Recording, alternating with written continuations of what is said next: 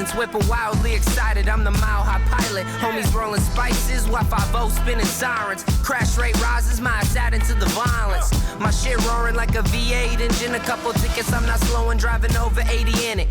Cousin had a thrill for GTA, a risky business. Bitches in the fast cars had him pleading guilty. What's up? Feel the G-force in your gut. Breaking necks, best dressed, pulling up to the club. Send a message, what you whipping, leave it parked out front. Cherry red Vision Benz with the bass that bumps. Catch me on 990, Jeff Gordon. Rubber, I am burning, Casa Fortune. Blocks are hot, streets scorching. Pull out the lot, let's see what you're sporting. Young and I'm wildin'. I got the need for speed. Feeling so alive and that's what I need. Young and I'm wildin'. I got the need for speed. Feeling so alive and I got a full tank. Driving till my gas empty. Full tank. Windows down, wheels spinning. Full tank. Vision blurred, looking hitting. Speeding with a zip through the city, pushing my limits. Full tank. I got a full tank. Let's go. Full tank. I got it. I got a full tank.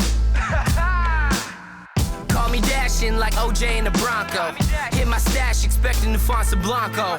Keep my nose clean, green is all that I know. I cruise to Short A while I'm ashing smoking Fontos. I'll take you on the ride of your life. You don't live twice. These roads my bitch, this car's my wife. My mindset's rich. Yeah, nigga, out your price. I'm taking the meaning, fast and fierce to new heights. Young and I'm wildin'. I got the need for speed. Feeling so alive and that's what I need. Young and I'm wildin'. I got the need for speed.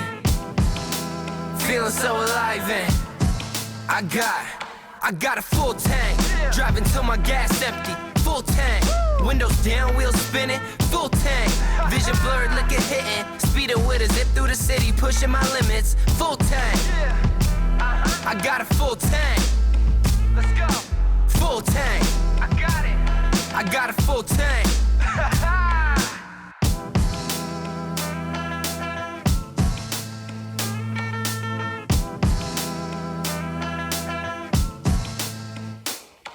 What's up, everybody? You're tuned in to Signl Radio, Signl radio.com, and you just heard that track, Full Tank, from my special guest in the studio in Pioneer Square here, Pioneer Square's very own Wranq Ramone. There you go.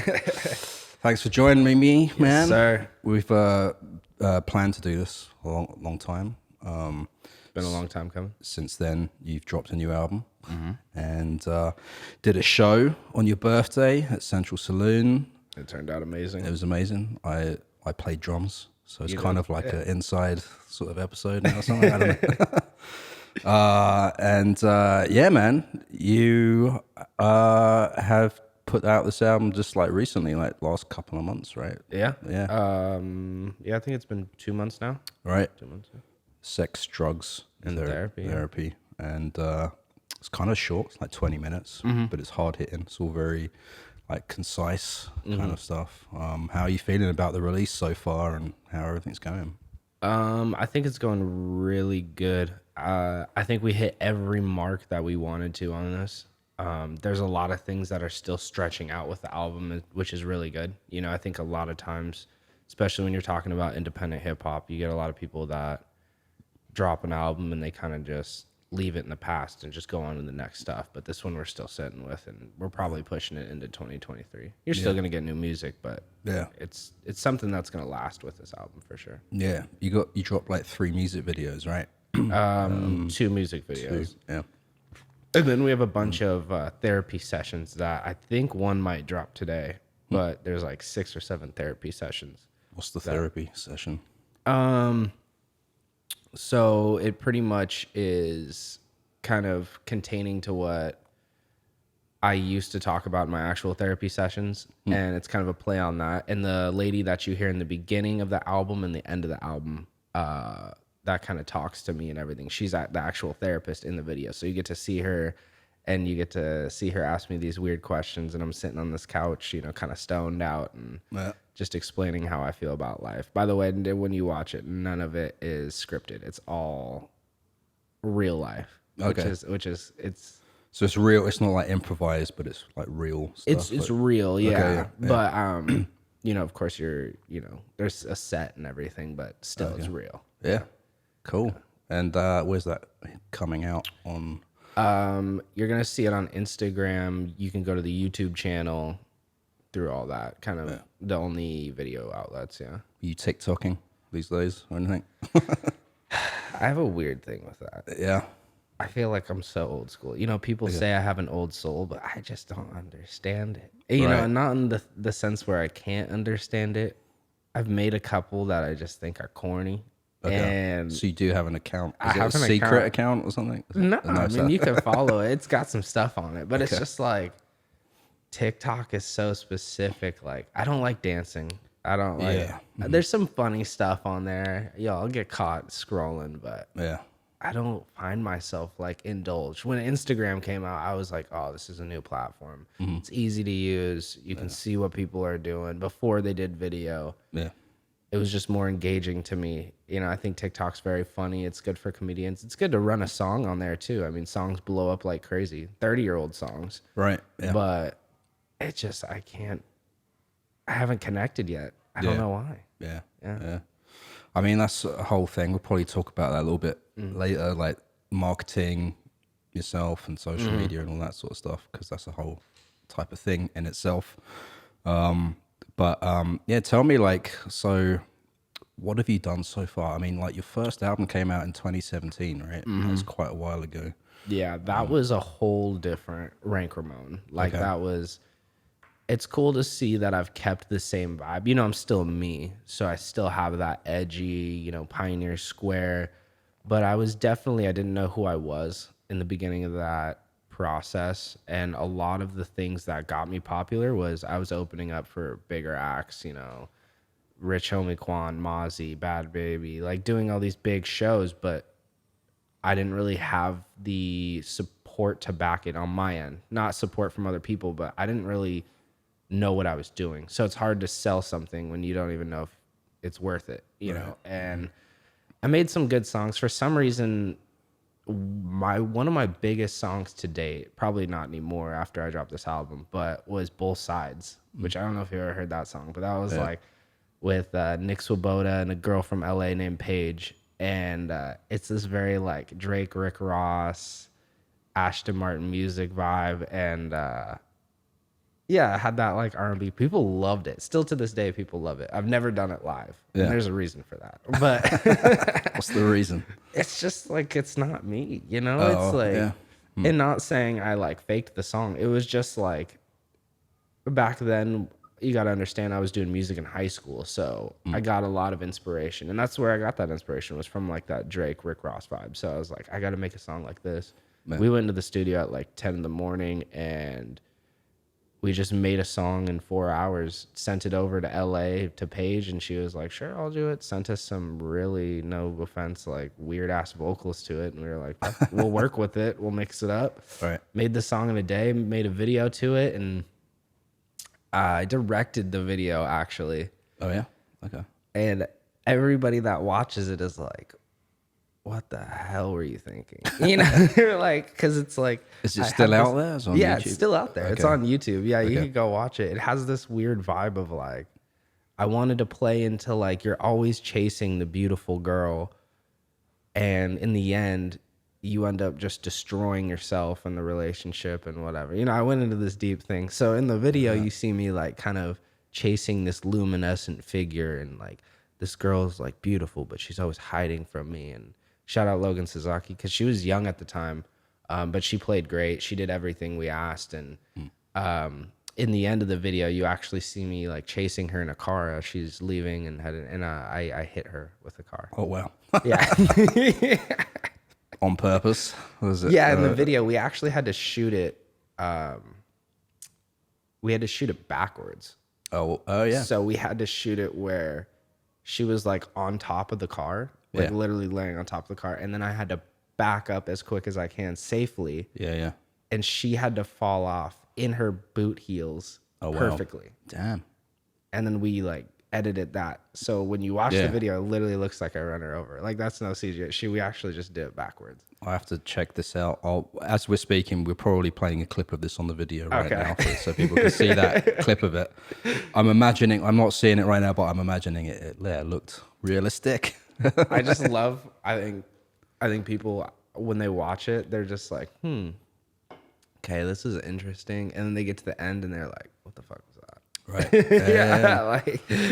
So you directed that? Yeah, that was one that I directed, and then we did pay-per-views, which is still what I'm probably known for specifically, because I think people loved that song. We got on World Star with that song, so that was kind of a cool little thing, and that was like real hip hop. That's where I think that was the only, I wouldn't say the only song, but that was probably one of the most strong songs on the last album that like pushed me into the vibe of this new album. Yeah, I was gonna say it was like maybe closer to the new direction. We also played it at the show, and it like fit in with like the rest of the tracks. Yeah, and a lot of people know that one, and it's long, but that one I was on tour with Young Neves at the time.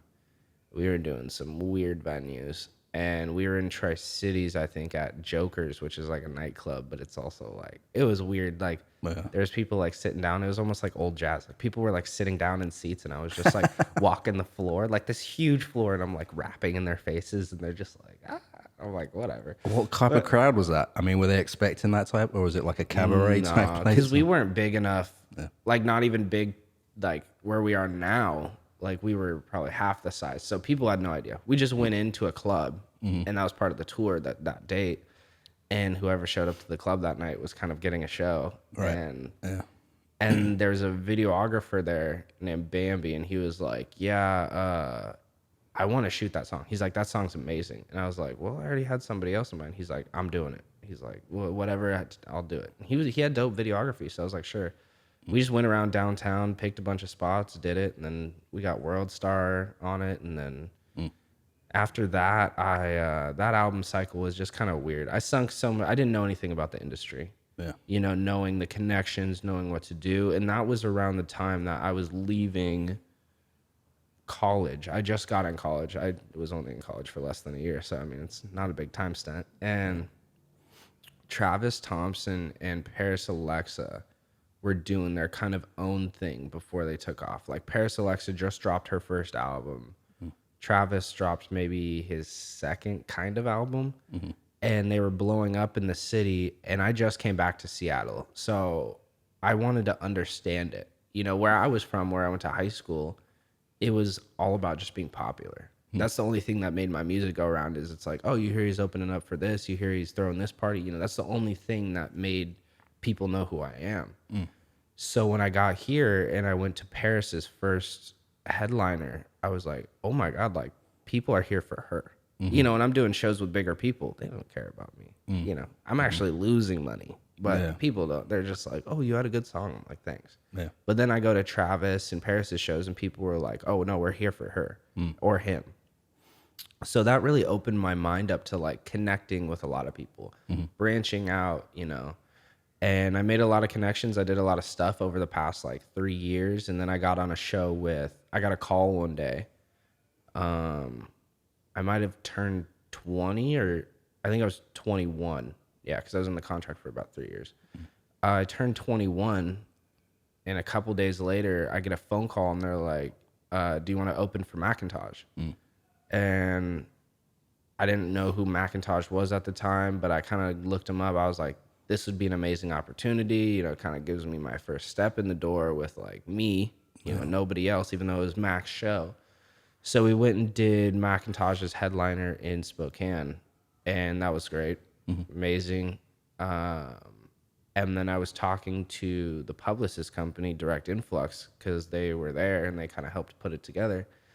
And I was like, I'd love to be part of the team, da-da-da-da. And we ended up working out a contract, everything.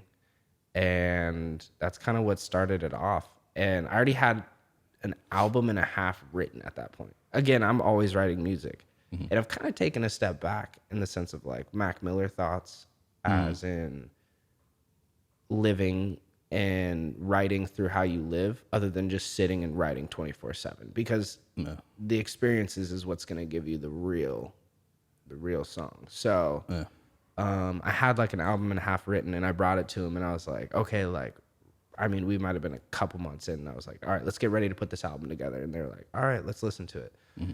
So we're like we do our drive around. You know, that's always the best way to, if you're ready to drop an album or like an EP or something, you know, you get in the car with your buddies, usually nighttime, you know, just drive, listen to the album, see how you feel. Where's your vibe? Maybe smoke a little bit. What are you doing? And I'm sitting in the back seat, and like, for me, I get emotional whenever I listen back to my music in special times. You know, after like an album's been out for a while, then you're like, God, I'm tired of hearing it. But you know, like in that demo mode, you're like, it takes you back to when you wrote certain things. So you're thinking about emotional stuff, and I'm sitting in the back, and I'm like, oh, this album's so good. And they were like, it was okay. It was okay. You know, Damn. I was like, what? They're like, we just think you need to find yourself a little bit more. And I didn't understand that at the time. So I was like, well, this is like a whole album. How do I like come back? And it was a lot of songs. And so I took the advice, and we got into the studio with Sherm, and I kind of got a DJ in the sort of sense, and producer, who I made a few connections, because that's what I was going to do with the new album.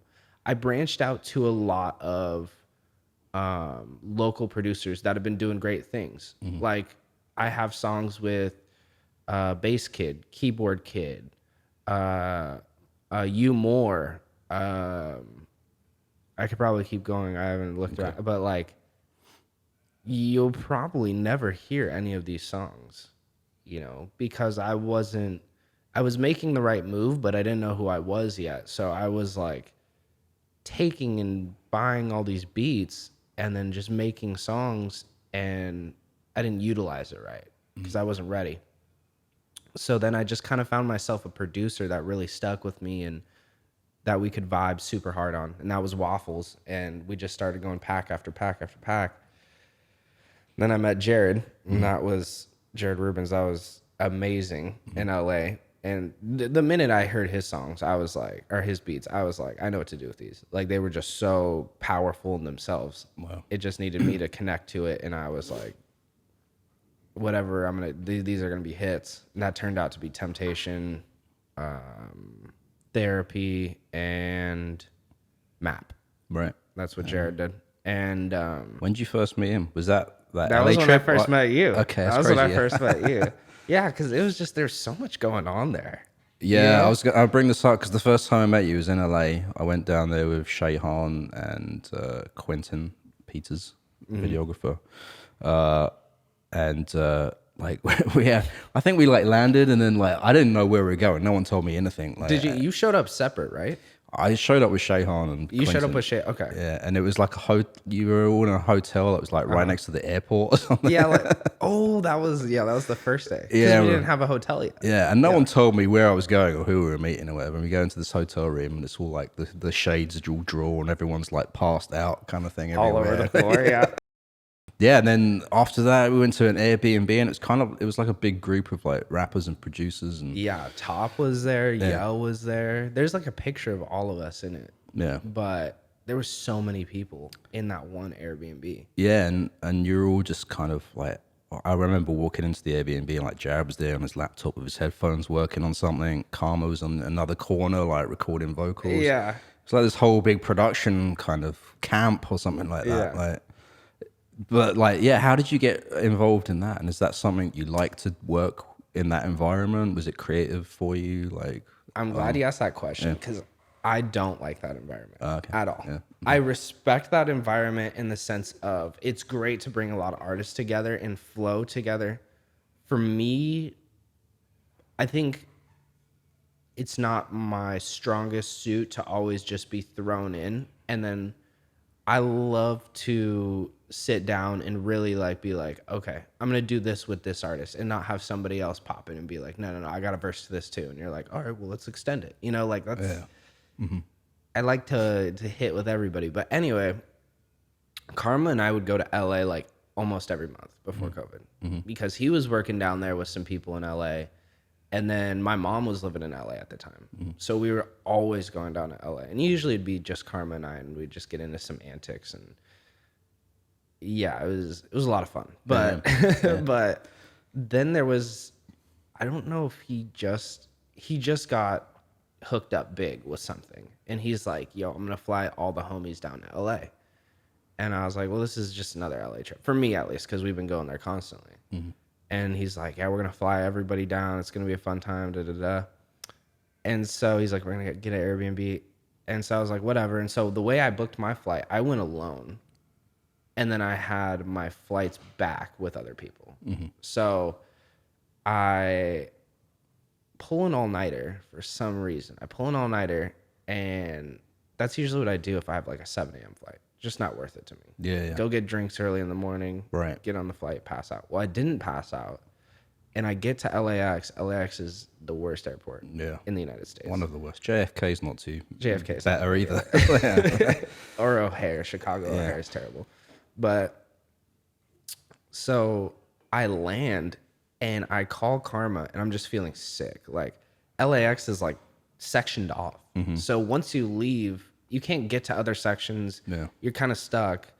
And I didn't know where I was going. I don't even think my mom was in town at that point. So I really had no one to go see or do anything. And I don't think I had a lot of money at that time either. And I was like sitting in the airport and I went to get a beer and I was like, all right, I'll hang down, have some beers. And they're like, oh, it'll be like, it was like $13, $14 for a Coors Light.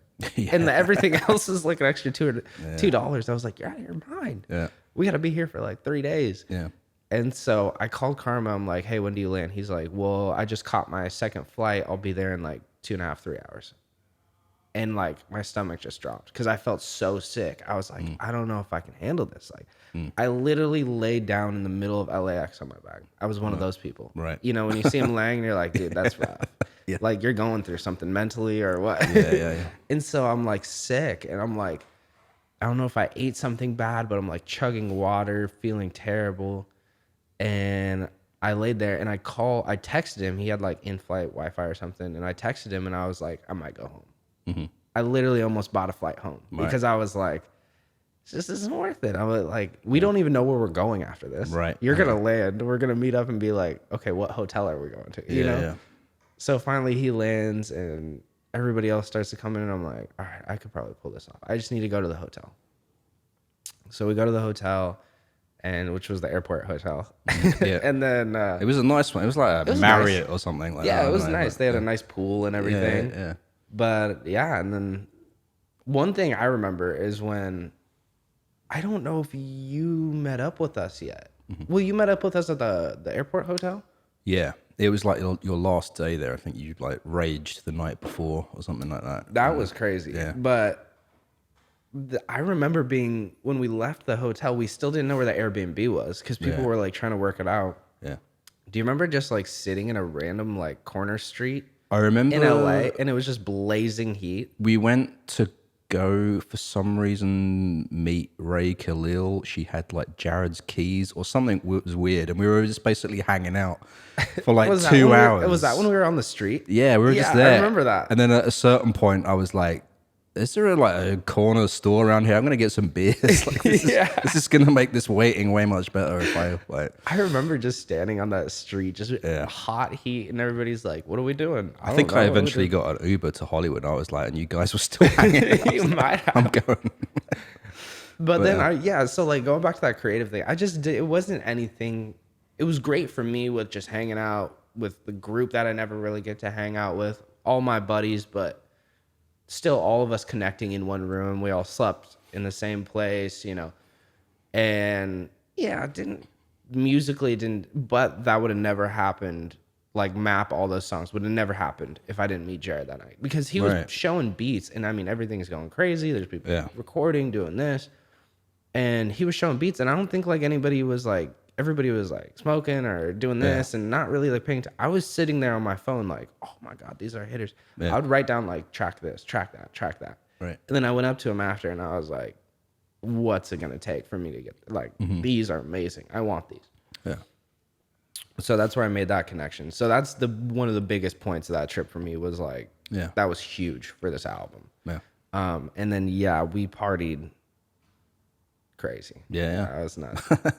I remember. Do you remember the door to the Yeah. outside wouldn't open? Yeah. And you guys started sticking a knife in it. Yeah, we came in blazing drunk, and we were like, "You got a balcony here? We want to smoke a cigarette or something." And they were like, "This," and everyone's like, "Nah, it doesn't open. Like the handles." Yeah, off. the guy came through. He's like, yeah, don't open that. Yeah. And So then we were like, we went at it with a knife for like an hour, and we couldn't open it. We left, and then apparently you guys opened it the next day. Or something. yeah, it apparently opened. I remember the guy when we were getting into the Airbnb. He was just like this kind of frat bro-y guy, and he's like, "All right, well, all the food in here, everything, like this is all mine." He's like, "These cabinets, this cabinet, these are all mine. Don't touch these." Okay. He's like, "Anything else in this place though, you guys can use if it's there, whatever." Right. The only thing that he left there Yeah. was a huge gallon of Jose Cuervo. What that you said you can't touch? Or? No, he said Okay. anything else is Oh, fine. okay. All right. The only thing else he left Right. was a gallon of Jose Cuervo. Okay. And that was LA. Like Yeah. that was Yeah, like yeah, yeah. we were like free booze, da da da. And then there Yeah. was tacos across the street. And I remember the second to last night, I was in so much pain. I think I said this summer. I almost went to the hospital because my heartburn was so bad. Damn. Because all we did is drink Jose Cuervo and eat tacos. And I remember they were like, "Oh, let's switch it up. Let's go to a ramen spot." And I couldn't even eat. Like swallowing my spit burned all the way Jesus. down. Oh. But yeah, there was a club next door. I can't remember what it was called. The Vault or something Okay. like that. So then we'd go club. Right. And then we'd come back to Yeah. record. And then we'd go club and come back to record. It was fun, yeah. So I mean, yeah, crazy. Do you actually record anything in that environment though? Did I or do I? Did you in that? I did. Yeah. I don't even know what happened to it. I Okay, think I was like, Were you feeling it though, or like not No. really? Yeah. no. It wasn't the vibe for like, it wasn't like we were putting, like we didn't have the structure of like, we're coming in here to make an album or we're coming in here to make like a set of songs. It was like, we're just doing it, which is a good thing too. It's fun. But that's what kind of like locked me, where I was like, I was already working on my own album. I was so deep into working on that Sex, Drugs, and Therapy that I was like, my mind wasn't even there. Right. You know, I was like, this is great, but also when I get home, I'm going hard again. Right. So Yeah. it was kind of a relief for me to be able to like write some verses down, write a couple things here, record it, and then be like, who cares? Yeah. You know? So yeah, I mean, like the album we talked a little bit about, Reincarnated, 2017. Musically, it sounds a bit sort of harder in a different way though. It's like maybe a little bit more, I don't want to say trappy, but like that kind of sort of dark hip hop kind of Yeah. sonic landscape kind of thing. And then like the new album, Sex, Drugs, and Therapy, has a little bit more of that kind of organic, almost boom bap, but like that, but also like the grunge and like hard rock kind of thing. It's not really hard rock in there, but it's like there's a, I don't know, it's hard to describe. It's like a touch? It's like a theme of it, the feeling of it in there kind of thing. Well, I think that's just me too. Like that feel from me is that kind of like hard rock, punky vibe. But like hip hop, like I've always taken my music straight to the roots of like hip hop. I've never wanted to push something where I'm gonna be doing this trappy, reinvent myself stuff. Like that was never me. And I think the biggest thing that got me to knowing who I was West Side Gun. And that sounds ridiculous now because he's so famous. But when somebody told me once, they were like, I was doing a verse. I think I was doing a verse for Undefeated, which is the first one on the project. And I wrote the verse, and I think it was Digital was like, well, that's a dope verse. He was like, that's one of the coolest verses I've heard from this project so far. And I was like, yeah, it's hard, right? You know? And he's like, you should really pay attention to West Side Gun. And I was like, well, I never heard of it. Da, da, da. And that was actually before COVID. Because now that I think about it, we left like 2 days later, I think, I think we left like 2 days later to go to, we did a headliner with Karma in Spokane. And that's right before Karma went on tour with Tech Nine. So yeah, that was probably like 3 years ago. Yeah. And I started paying attention to West Side Gun because I've always produced like him.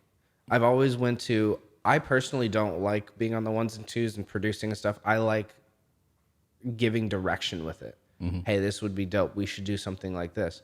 And that's with the song Jim Carrey on my first album.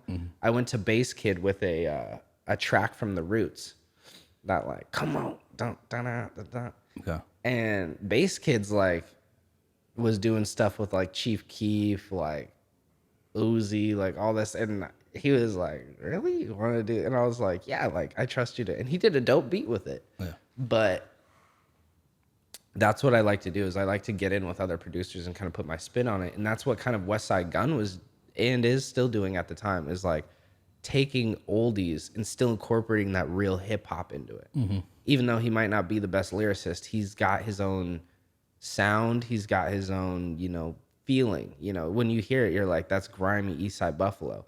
So then, you know, going into all that, that's where I kind of started listening to Griselda. Conway the Machine was probably the last one I listened to. But Benny the Butcher was like, I kind of combined that love for West Side's creativity and artistry and then Benny the Butcher's punctuation and how he raps.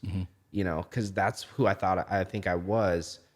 And I just kind of toned into what that is for myself, writing wise, production wise, all of that. And yeah, that's where I really found myself, and I was really writing the best music I had. Yeah. Which when I met Benny, that was like, that meant a lot to me, more than people understood, because I was like, dude, this is a guy that came up from nothing, and in my head, he's one of the best lyricists in the game. And I think a lot of people would agree, but they drop so many albums nowadays. Yeah. So like lyrics always come first for you? Like, do you have like a journal? You always like writing, or is it on your phone? Books and books. Now I do my phone. Yeah. In the past, I still have like stacks of books. Yeah. Because I used to like to do it in pencil. Still, it might be fun to go back and do it like that. It's just so easy on your phone. And I heard some other, like, I was watching an interview with somebody else and they were talking about that, like how the pen and paper is like so original, but like, seriously, when you're just hopped in a studio with somebody or you just see like a producer going hard and you just start writing on your phone, it's like, it's just too easy. You see so many videos of people reading the lyrics on their phones. And it's easy for me to find it. You know, I go to my notes and I type in, I'm like, oh, I rapped this bar. I just type that bar and it pops up. When I have my notebooks, I'm like, shit, was it a different notebook? You know, like. Yeah.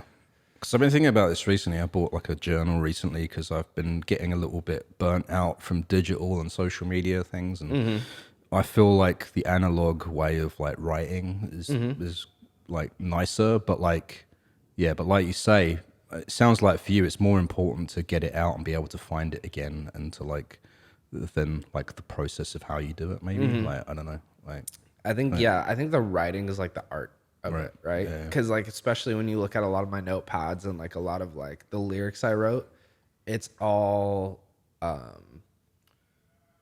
like scribbled out. It's all like erased and then rewritten, and that's so cool to look back on and be like, oh, I remember this, and I couldn't find a bar for that, and then I finally moved into this, and but in all reality, that's what it is, you know. When I'm on my phone, I'm still doing the same thing, backspace, going back in, you know.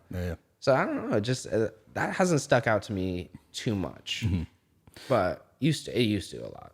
Yeah, because I mean, like you were saying earlier about like you played this one project to these guys and they were like, you need more, like you don't sound like you or whatever, and you said you started to feel that yourself as well, like that you need to sort of maybe work more on that, like how do you feel about like that with the album Reincarnated, like the things you're talking about on there and stuff like that?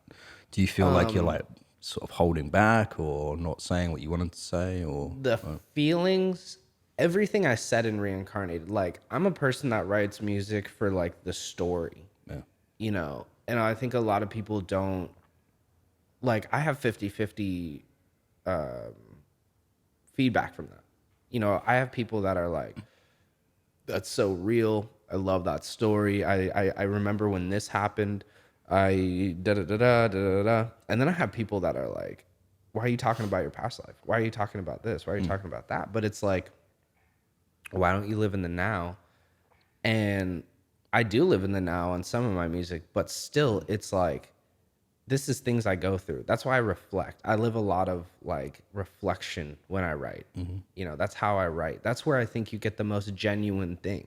You know, when you hear Jay-Z talking about back when he used to trap, it's like, oh, you don't trap anymore. But it's like, yeah, you know, he used to really do some crazy shit out there. So it's like, that's how I've always loved to write.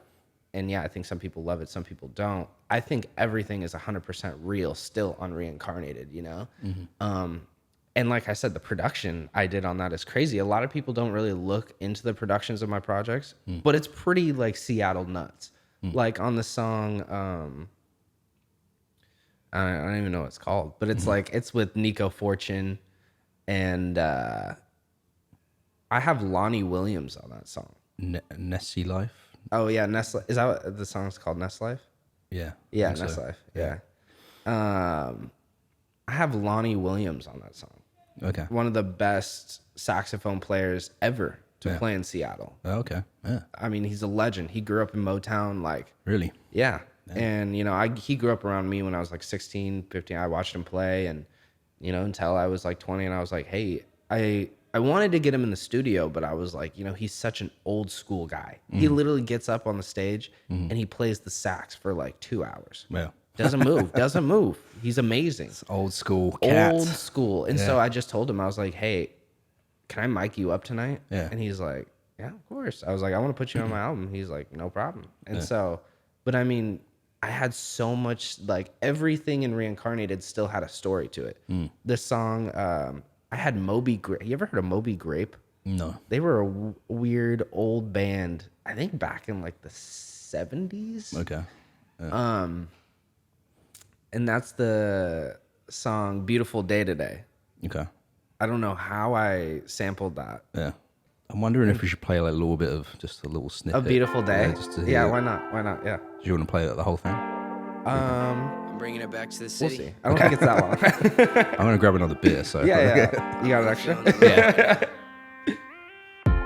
I give thanks from what you give, not talking to them, I'm speaking to you. I give thanks from what you give, I give thanks. Gave me far more than I could ask. Godly figure with a prominent past. Angels on my shoulders kept my ass up off the couch. Can't stand normal, don't mean to sound rash. You won't hear of collegiate moguls. That peace prize that ain't so noble. Without promo, don't come polo. Shout out Soto, I love my locals. Hearing people say it's a beautiful day today. It's a beautiful day. It's a beautiful day. So beautiful. It's a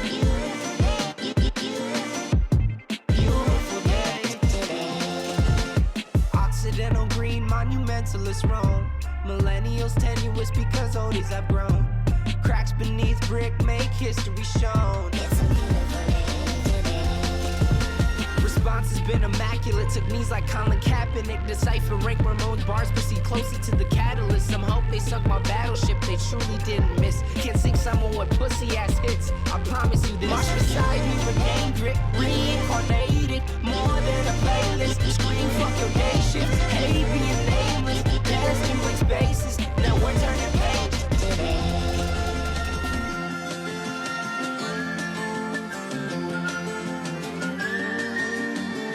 I got y'all. You ain't slipping. Not in my hands.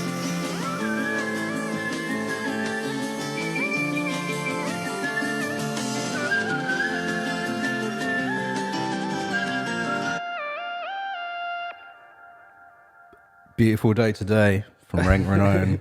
Yeah, so that's dude, Beautiful Day was like such a weird. This like psychic came up to my mom because she ran the J&M over here on the corner. Yeah. And she's like, your son's a musician. And my mom's like, yeah, do I know you? And she's like, no, but I know you. And like saying all this weird stuff. My mom's not even into that stuff. And she's like, you tell your son that he has to make a song by Moby Grape this song, Okay. and it's got to be on this album. So I Wow. hear that. She's like, I'm like, I got to do it. And Yeah. then I hear the song, and I'm like, how the fuck am I going You to could do do that, this? yeah. And so I made that song. But yeah, like everything on that album had meaning, you know, everything. Yeah. From, you know, as much as the writing was a little immature and the rapping was a little immature, it was still, the meaning was so deep. And if you look into that, it's huge. It's huge. I mean, Jim Carrey talks about mental illness and suicide hotline as much as, you know, Jim Carrey went through that. And, you know, I got a song named July about, I think it's July, about one of my homies that just couldn't stay out of the pin pretty much. And everything. I have a song called Milk. That was probably one of my favorites. Milk was my favorite. That was about my brother. And that one I sampled oh God, it wasn't Aretha Franklin. I gotta remember. Nina Simone? No. Nina Is that- Simone. okay. I sampled Nina Simone, which I was surprised. I was like, I'm gonna sample Nina Simone and it's gonna get taken down. Yeah. Like from everywhere. It's got to. Yeah. But that was an amazing song for sure. That was probably closer to that new album too. Yeah. Yeah, everything had meaning on it and it was great. And I think Sex, Drugs, and Therapy just pinpointed it a little bit more into the character, and the next album will just be just as amazing. Yeah. You just got to keep going up, and Yeah. professionalism, the way you record, the way you write, everything has just got to be perfect. When you look at Macklemore and all these other bigger artists, there's a reason why everything comes out so tuned, Yeah. you know?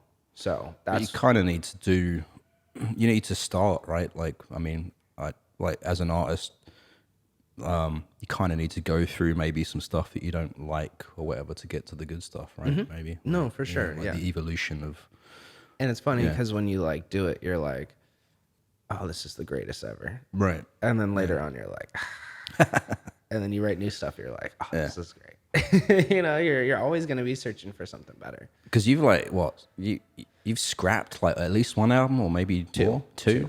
I've scrapped 2 albums. I actually have, which is funny you say that. I was thinking about it last night because I already have the next album. It won't be a full album, but it'll be probably an EP, half an album. I already have it done pretty much. I think I wanted to do 4 more songs. I don't know how I feel about it. It's just as good as Sex, Drugs, and Therapy, if not better.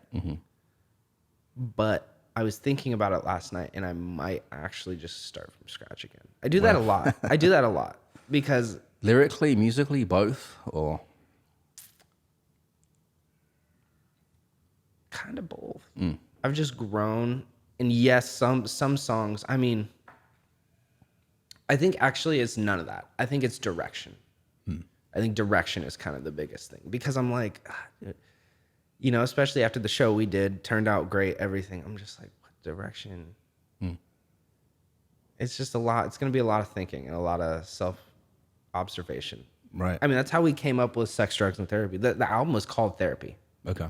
Yeah. I didn't even want to call it Sex, Drugs, and Therapy. After the track, Therapy. Therapy, yeah. And then we were talking about it, and some of the people on my team were like, we're just going to call it Therapy? Like, the Therapy song on the album, even though it means a lot, isn't really like a, you know, like a hit. And I was like, that makes sense, yeah. Plus, you want it to stick out. You know, Therapy is kind of like just therapy. Sex, Drugs, and Therapy is kind of like, whoa, okay, interesting. So I remember talking with a person on my team, and they were like, well, we need to figure this out within like the next couple weeks because we're gonna start distributing. We need to get the album work done now within the next couple days. Yeah. We already had all the pieces. It was more about me defining, okay, what's the direction? We have it all. Where are we going? And so they were like, oh. And this is not a knock. This is a good thing for people that think this might be a bad thing. They're like, well, when's the last time you did some drugs? I was like, that's been a little bit. Yeah. Like, why don't you take We are a healthy team, I promise. Weed is not considered a drug. Weed is Or not it- considered a drug. No. And I was like, well, I could take some psychedelics, why not? Yeah. And so at first I was like, no, like I got this. And I would sit for like an hour or so and I'd be like, I don't fucking know, therapy, I love it. Like that was what I was set on for years. This song has to be called Therapy through everything I went through. Mm-hmm. And then one day we were at like a party and I just took a bunch of mushrooms and I was drinking a lot too. So I was just like taking mushrooms. Right. Like I felt like I just could keep going. Yeah. Yeah. And then it just popped in my head. Yeah. I was like, sex, drugs, and therapy. Let's bring it back to the old school. Yeah. And that's what I was living at the time, still am. But It's kind of the play on, because sex, sex, drugs, and rock and roll. Yeah. But we're in new times now. We're like therapy. Exactly. Yeah. I mean, And mushrooms have been a huge part of my life too since I was in high school. So yeah. I think that was it was awesome to get that ideal on Yeah. mushrooms. Well, that's the thing. I wanted to. There's like a couple more things I want to touch on, but like also, yeah, take us back to the beginning. Like, where are you from? How did you get into music in the first place? Like, From Pioneer Square, Yeah. Seattle, Washington. where we are at now, by the way, this is We my are. studio. We're, 1 block away Yeah. from where I kind of got my roots. And growing up in Seattle, I was kind of all around. We didn't have a lot of money, so we were kind of bouncing all over the place. And then I was a huge sports guy, huge athlete. I was huge in athletics and all that. So I was playing sports growing up in high school. I actually went to high school in Spokane to play sports. Right. Wow. I went to Gonzaga Prep, which is a big family tradition of mine for you to go to Gonzaga Prep. And so I did that, went and played sports. And around my junior year, I partied a lot. I had a lot of fun, but I was always on a kind of a tightrope with like, you can't do this, you can't do that, and I wanted to kind of, my senior year was coming up and I was like, I want to break free. I was already doing music, but I didn't take it into the sense of like, okay, we're strategizing. I need to be an artist, which I always make a joke about this.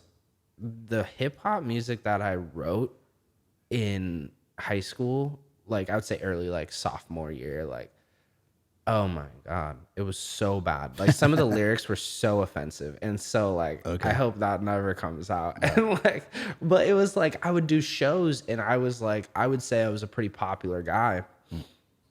I would do shows and people would show up just because of me. And then I would like, I would be like rapping and saying these crazy ass lyrics and people would be like, oh yeah. And I'd be like, yeah, I'm the shit. And then I look back and I'm like, well, why would those people cheer for that? That's Wow. like super messed up. I mean, what were you talking about in those lyrics? Like just misogynistic or like? No, what's I was it- never misogynistic. But I just had like weird, I thought just stuff had to rhyme and like, I would be like saying some like historical, like not good stuff about like a certain race or something. And like, which is a terrible thing, but still I look back and I'm like, I remember I was recording with this guy and he was like, I think it was Moses Beats. He was like, he like paused it and he's like, hey, hop out of the booth real quick. And I was like, what? I'm like sophomore in high school. He's like, Yeah. you sure you want to say something about the Nazis? And I was like, no, it's a play on words. Like, fuck the Nazis. And he's like, yeah, but it doesn't really, whatever. Just go in the booth. Okay. he's like, I'm just earning my check. Right. Like, Yeah. Anyway, so I started taking it serious, and that's where I kind of like, I told my friend, I was like, we got to throw a show. He was like a DJ, whatever. So I called up the venue. I didn't know how to get a show. So I did the groundwork. I was like, I'll just call around. So I call around, and a guy picks up the phone for the Pin, which is in Spokane. And he's like, hello, da-da-da. And I'm like, hey, I'm an artist. I was looking to get on a show. And he's like, well, you free Thursday? Or it was like Friday. And I'm like, yeah. And he's like, all right, we'll put you on the bill for Friday. And I was like, okay. And so then I had a bunch of terrible music that I just did live, and then we threw a party after. It was great. It was amazing. It was awesome. So then moving into senior year, I was like, I'm gonna play sports still, but I want to move away from the seriousness of it. I want to party. I want to have a good time and enjoy the rest of my high school career. Right. So I played football. We won the state championship, beat out Skyline, and What was the team? Is it Gonzaga? Gonzaga Okay. Prep. I don't know Gonzaga anything. Prep. I'm Yeah. a British guy over here. I don't know. Gonzaga Prep. Okay. But the Bullpups. But during that time throughout high school, I would come back because my mom was running the J&M here, right a block away, and I'd come work for like a week, maybe 3 days, and I'd just come stay with my mom here in Seattle and kind of get back to it. And being downtown, especially around that age, from like 16, 20, was so much growth for me mentally in learning what real life is. You know, even in, you know, I feel like it grew me faster. You know, whatever high school you go to, whatever you're doing growing up, if you're not in an environment that's kind of really destroying itself, you don't really get to understand the values of life and where, you know, saving money, you know, what alcohol can do to people, what in you know, in a good and bad sense, drugs, what poverty can do, you know. So that like really opened my eyes and like the danger that, you know, my mom worked 24/7, so I never felt safe with her just always in that position. And my mom's a tough ass chick. She's like, oh, I don't care. I'll kick these people out myself. And I'm like, Jesus, you know, this guy's saying he's gonna kill you. You know, like, so that grew me a lot. And then coming back to Seattle, I just really honed in on like, this is the person I am. You know, like these are my people. And still to this day, I walk this street. I know somebody on that corner over there. I know somebody on this corner over here. It's family to me. You know, it's always been a place that I can go and just know people and somewhat safe here. I've been jumped a couple times, but you know, it's just a crazy area. So yeah, I think that's where like the story of growing up and really honing in on being from Pioneer Square is this is where I'm truly from. I never really thought I had a home until Pioneer Square. Yeah. I think it really formed a home around me. Yeah. I've had family. I've had good family. Yeah. But a home I've never had. And because with like your mum always working at J&M, and I think you've mentioned to me before, you sort of grew up in the bar almost. Oh yeah. And all the characters that you know entails. Oh yeah. Like, It was some of the best times of my life, honestly. Before COVID, with my mom running the bar, the Seahawks were still good. Yeah. You know, like we still were in prime time with the Seahawks. I mean, it was awesome. Yeah. Like it was always popping. Yeah. And then it slowly died, and then now you see the Square how it is now. But it's like, dude, it used to be popping. Even on a Wednesday night, you'd walk down here and you'd be like, oh, there's nothing to do. And you'd see the J&M doors open and somebody's shredding on stage. Right. There might be 10 people in there, but they're having the greatest time of their life. Yeah. You know? Yeah. I mean, this area's gone through like so much change. I've been here for like 15 years, not always in Pioneer Square, but like, you know, and I've heard stories of before that time, there used to be like jazz clubs and blues clubs here, and you could like catch funk music. And even that, I think, might have been after like the grunge period where Nirvana and Pearl Jam were playing down here and stuff like that. And then all that went away. Like there's like maybe one music venue now, and Which I wrote WTO off of. Okay, yeah. That song WTO that we opened the set with. Yeah. Which I kind of just had to drop that song because that wasn't a part of the album. Right. So I wrote that song when I got super inspired by the story of WTO, the battle in Seattle. And the people I was working with was like, they were like, what's this? They were like, this is hard, but it's not a part of the album. It's not like, we're not dropping this. And I was like, all right, well, I'll drop it myself. So I just dropped it myself and still love that song. Did a little something with it, but that kind of killed it. Because we used to have Mardi Gras down here. Mardi Gras used to be huge down here. Yeah. Fat Tuesday was crazy. Like Then there was like some people who got killed or something. yeah, Is that there what was stopped it? There was a kid that got killed. Right. Yeah. And you know, I kind of mixed in the WTO riots with the story of Mardi Gras in one song. Okay. But yeah, they really kind of killed it off. I mean, you used to have like the hip hop club on the corner, jazz clubs over there. You had rock in the middle. Yeah. You paid one price to get into every single venue, and then you also got a free drink or whatever. Yeah. And it was crazy, you know. And this is almost like before my time, almost. And it's like, I think it was early. I don't want to say like it was the early 2000s. Like Chris, there's a riot at Mardi Gras, and Yeah. Chris got killed and kind of killed it off. Yeah. I mean, this area kind of held its own, but then it's still just like Yeah. it's going to be historic. I think we've seen the darkest part of Pioneer Square. I truly believe. In the past or recently? No, right now. Right now. Right now. I think this is, and maybe even before, maybe right after COVID ended Yeah. and people wanted to open up. Yeah. I think that's where you got the worst of Pioneer Square. Yeah, There's I mean, nothing. it's like whole blocks of shuttered businesses. Nothing. Tent cities. Yeah. I don't know how you can get deeper than that. But to even see that when the games go on, people want to still come here and hang out here. Yeah. That's like the little shutter of light. Yeah. That kind of shows Yeah.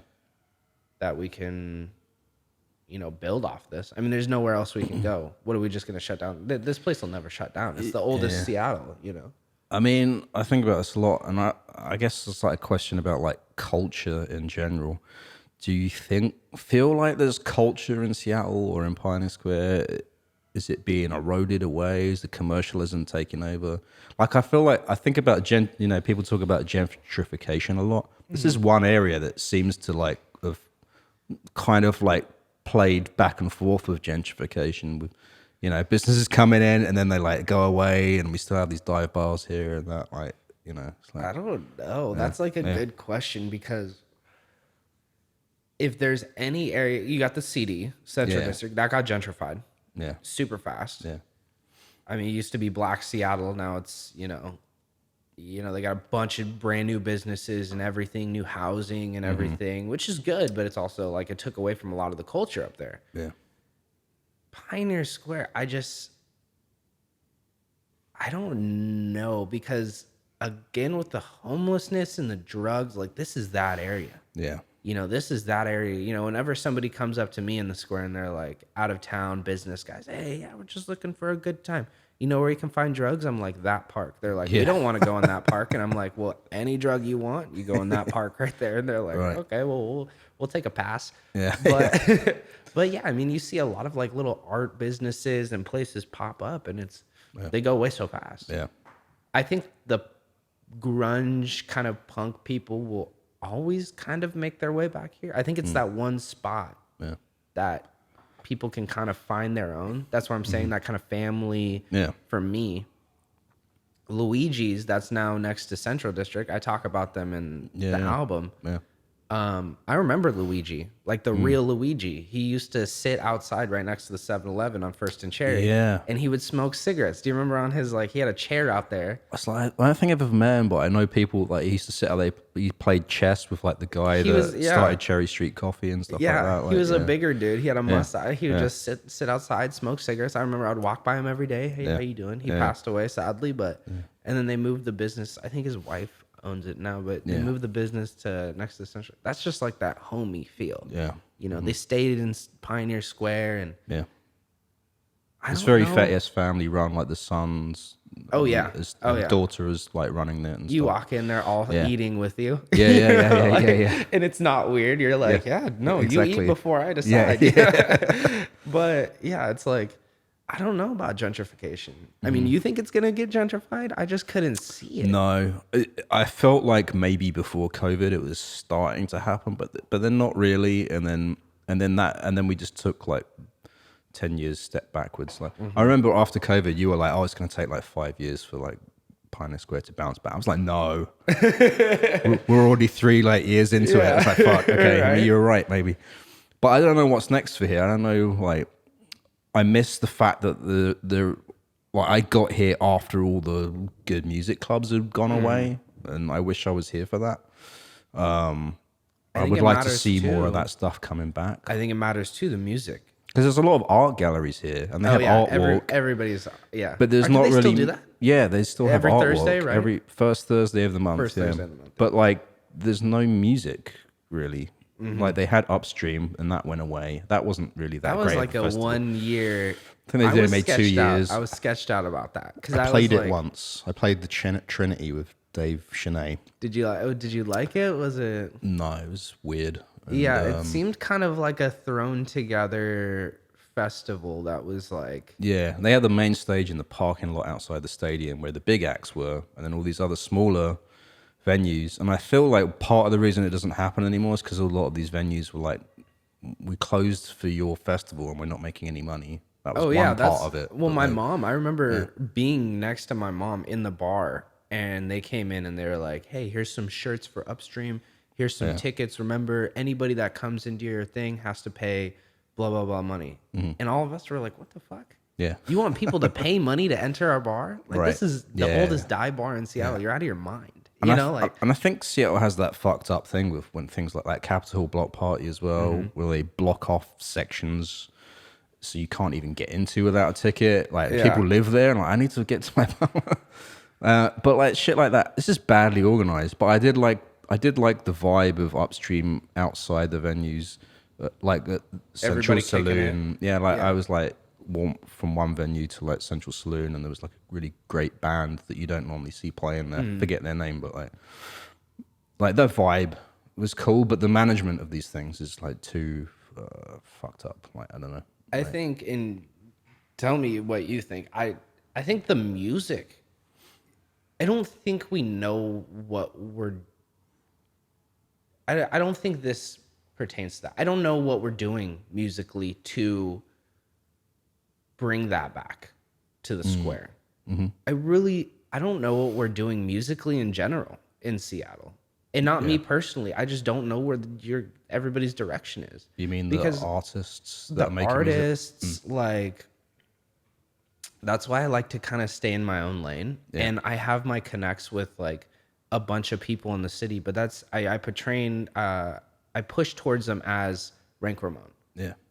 You know, I know everybody. I am respectful. I rage. I like to have a party, but also like I do this for me. I like to have a good time and do the music that people love, have a good time. I think there's a lot of like, oh, if you're not supporting us, like we're not supporting you, or you know, which is good. You should support everyone, but everybody just kind of has a weird attitude here, and a lot of people notice that. That's the biggest problem. Is people from the outside notice it. Yeah. That move from like Arizona or say San Francisco, which has a music scene, or LA, and they're like New York, they're like, why is Seattle being like this? And it's like, well, that's Seattle. If you're not from here, people will act weird to you. I've like experienced this in the independent film scene here, the art scene, and the music scene. And as you were just talking, I thought about it in my head, and I feel like maybe it's a lack of authenticity in like the people that are creating things in each of these things, because there is that part of it of the ego or whatever, you know, like, you know, I'm doing a certain type of music or whatever. I want to portray a certain image. I think I'm hotter than I am or whatever. Oh yeah. You know, and that's just like a lack of authenticity, just like being a real artist, expressing things, being positive, supporting other people, trying to get rid of the ego. Maybe, I don't know. I think it's like a weird thing, right? Because a lot of people look at me and they're like, "Well, you have an ego." I don't really have an ego because I'm not somebody I've told people I don't want to be Drake. I want to be a person that is here for my community. I want to have the most fun at my concerts. I want people to show up to my shows and have them be like, oh, this is a place you can get away. Nobody will judge me here. Whether you're gay, straight, you have a mohawk, you have no hair, whatever you're doing, I want you to show up to my show, have the best time of your life, and just enjoy it. I don't have a lot of ego with it. And I know a lot of artists, which is okay. You should trust in yourself, be positive, and know that you're going to make it with the right moves. It's not a knock to anybody. I know a lot of artists that are like, oh, I'm up next. Oh, pay attention, I'm up next. Right. It's like, then show me why. You know, when I see certain people that are like exploding and then you're taking off, which is maybe you can't even count on 3 fingers. And then they're like, oh, I'm up next. I'm like, okay, well then let me see your next move. That's when I want to see your next move. But when you're just doing whatever and you're like, I'm up next, I'm like, we're just weirding. It's just weirding me out. It's just weirding me out because I'm like, we're kind of stagnant, you know. Macklemore has done it amazingly. Now again, we know there's always stuff on the back end. There always is music business. There's always stuff going on. Yeah, I was going to ask how you feel about him in general. And There's a lot of people hate him here and people love him, but you know, personally, Ben Macklemore, great guy. Yeah. Amazing guy. I first heard his music when I was in 7th grade.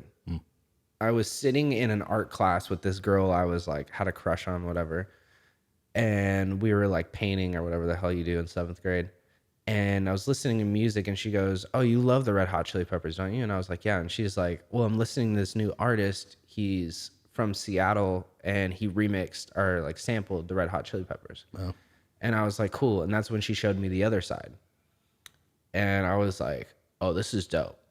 Fast forward 2 years, I'm sitting in a car with a bunch of guys and they're like, oh, we got to put on that new Macklemore album. And I was on a traveling team at the time. We got to put on this new Macklemore album, The Heist. Listen to the album. I'm like, this is cool. This is cool. Then I'm in San Jose getting ready to play a game. I was done playing the game. It was probably midnight in San Jose. And Thrift Shop comes out. I'm a freshman in high school. And I'm like, I knew it. I hated the song. I was like, it's a little poppy for me. Yeah. You know, I like Wands. Wands is a super good guy. He's given me some really good, you know, I'm gonna pop some tags.